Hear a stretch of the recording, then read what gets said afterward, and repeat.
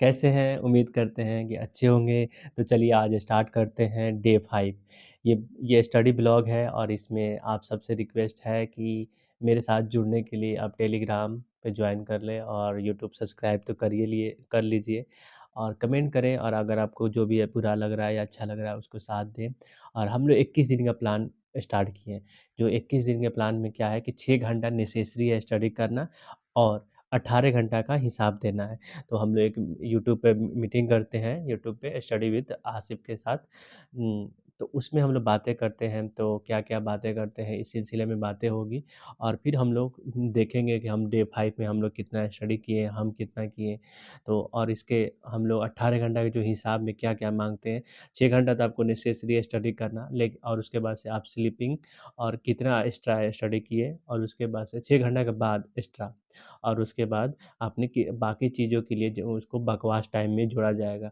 तो बकवास टाइम कितना की है उस सिलसिले में और ये बकवास टाइम उस दिन देख बताया जाएगी कि आपने 21 दिन में इतना बकवास किया है, 21 दिन के बाद, ठीक है? तो अभी ये आज डे 5 है तो आप सबसे रिक्वेस्ट है प्लीज़ जॉइन करें और थैंक यू सो मच। अब स्टार्ट करते हैं आज की ब्लॉग एक शायरी के साथ।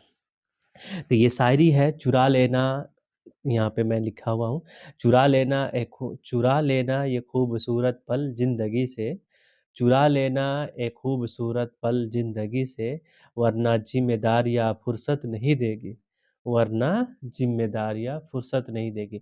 ये सारी बहुत अच्छी चीज़ें हैं, माने ज़िंदगी से चुरा लेना माने जो खूबसूरत पल है, जो अपने साथ गुज़ारना चाहते हैं, किसी के साथ रहना, बातें करना, वो उसको एन्जॉयमेंट कर ले काहे कि कुछ दिन के बाद आपकी ज़िम्मेदारियाँ आ जाएगी, तो आपको वो ज़िम्मेदारियाँ आपको फिर फुर्सत नहीं देगी।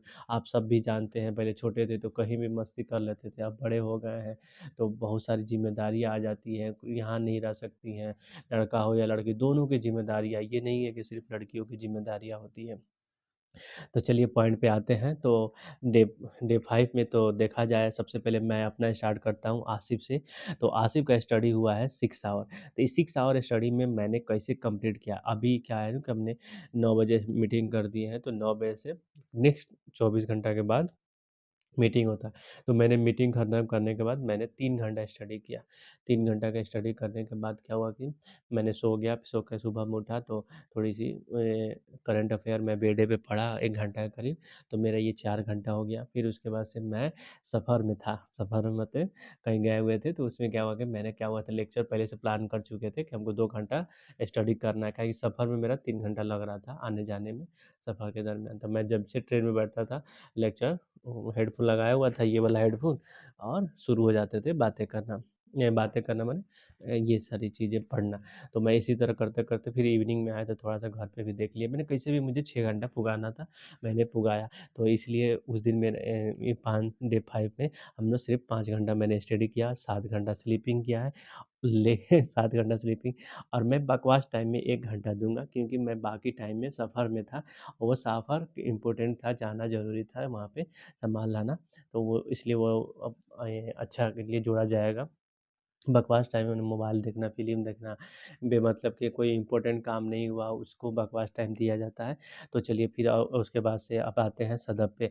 सदब का ज़ीरो आवर स्टडी हुआ है और उनकी कोई पढ़ाई नहीं हुआ है और 7 घंटा स्लीपिंग है, बाकी टाइम बस से बकवास है, ठीक है? और रही रही उनकी हेल्थ इश्यू है थोड़ी-सी। रही बात ऋतुराज अब ऋतुराज 3 घंटा स्टडी किए हैं जिसमें से उनका 6 घंटा स्लीपिंग है। और बाकी टाइम में उनको एग्ज़ाम की तैयारी नहीं, बाकी टाइम के लिए हम लोग बकवास में डाल देते हैं। रही बात अंजलि की, अंजलि के 0 आवर स्टडी है और उसके बाद से बाकी टाइम उनकी शादी में गई हुई थी तो इसलिए बकवास है। तो अंजलि नेक्स्ट डे आपने बोला है 15 घंटा स्टडी करने के लिए ज़रूर करके दिखाइए।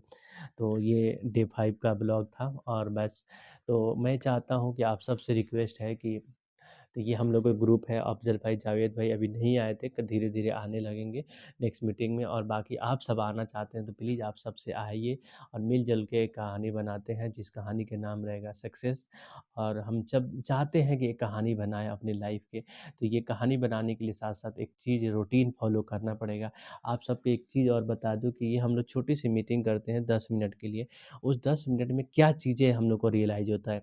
तो हम लोग को उस चीज़ में रियलाइज़ होता है कि आपने 24 घंटा में कितना देर पढ़ा। आपको 24 घंटा रियलाइज़ होता है 10 मिनट में कि अरे यार! ये मेरा टाइम बर्बाद हो गया। अगर ये किए होते तो मेरा अच्छा पढ़ाई हुआ रहता।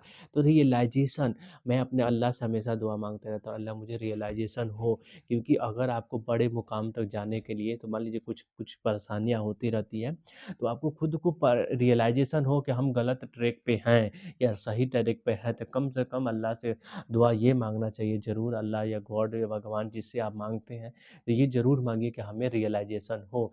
अगर रियलाइज़ेशन नहीं है तो बड़ा दुनिया बहुत बेकार है। तो मैं और एक और मैं 2 चीज़ों पे बातें करता हूँ, रियलाइज़ेशन पे और डिसिप्लिन पे। तो प्लीज़ डिसिप्लिन फ़ॉलो करें। ये डिसिप्लिन फ़ॉलो करने के लिए ही मैंने 21 दिन का चैलेंज खुद को दिया हूँ और खुद को साथ-साथ आप सबको साथ दिया हूँ। तो प्लीज़ आप सबसे रिक्वेस्ट है कि आप सब से रिक्वेस्ट यही है कि आप सब मेरे साथ जुड़े और जुड़ के एक दिन हमें भी बताएँ कि हम कुछ हैं, कुछ कर गुज़रने के हौसले से हम आप सब मिल रहे हैं। तो बस आप सबसे रिक्वेस्ट है कि आप सब कमेंट करें कि आप कैसा लग रहा है, कैसा बताएँ। Thank you so much. बहुत-बहुत शुक्रिया आप सबको देखने के लिए, बहुत-बहुत धन्यवाद आप सबको। बहुत-बहुत बहुत सारा प्यार। Thank you. एक स्वीट सी क्विट सी बाय-बाय।